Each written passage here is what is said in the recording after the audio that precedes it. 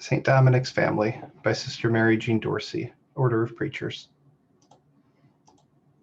Episode 5, The Abbess Eugenia, died 1225. We know very little about the Abbess Eugenia. She belongs to the very earliest days of the order.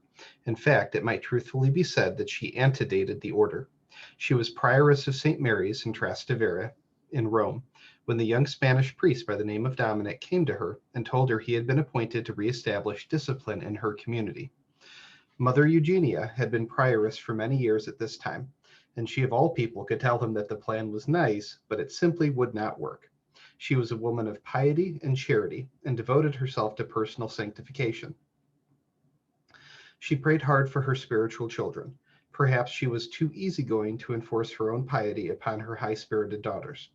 Perhaps also she was powerless to oppose either the customs that these worldly religious had set up or the influence of their wealthy and noble families.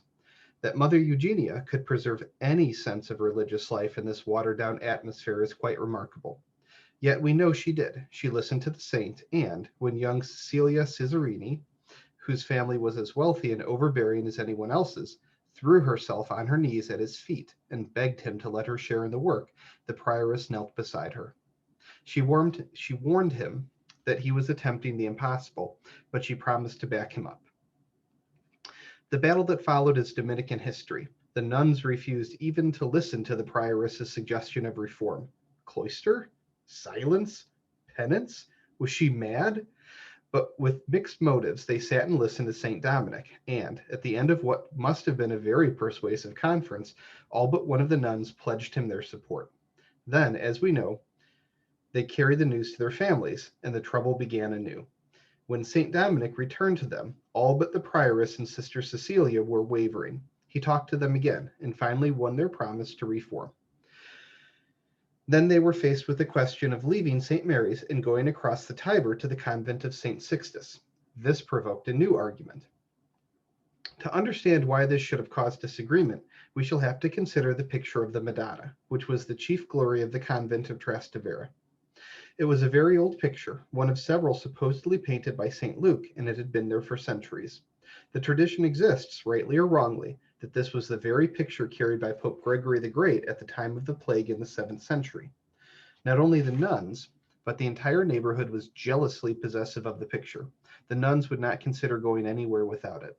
And someone proposed a historically supported reason why the picture belonged right where it was. In the 10th century, Pope Sergius III had taken it to the Church of St. John Lateran, and it had come back, all by itself, to St. Mary's in Trastevere. Didn't that prove that it should stay where they were? An obstacle like this might have stopped someone else, but did not stop St. Dominic. Probably he felt that the Blessed Virgin was a friend of his and would never let him down. Anyway, he told the sisters that they would, of course, take the picture with them, and if it returned by itself, they would take it as a sign that they should return.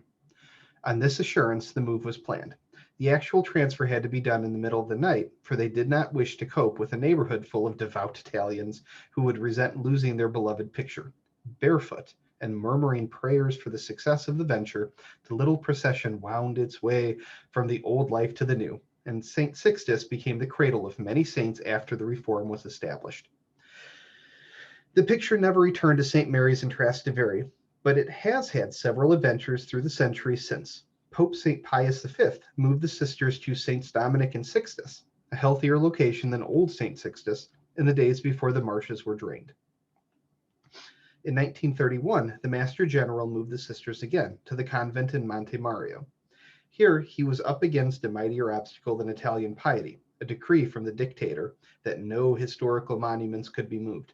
The sisters, quite calmly, had a copy made of the picture and left it in its place when they departed with the real one. No one but themselves knew that the original Madonna, which had watched for more than 1,000 years over the sisters of several convents, was still at her post in the convent of Monte Mario. We know no more of the Abbess Eugenia. She is presumed to have died a few years after St. Dominic, having lived to see her prayers for a fervent reform more than answered.